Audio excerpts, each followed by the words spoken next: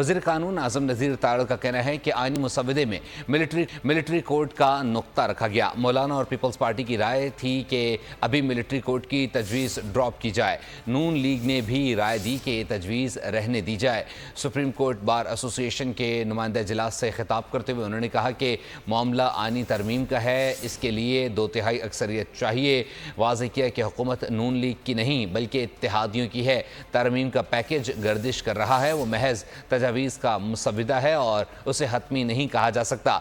जज की मुद्दत मुलाजमत के लिए बार कौंसल्स कमेटियाँ बना ली हैं।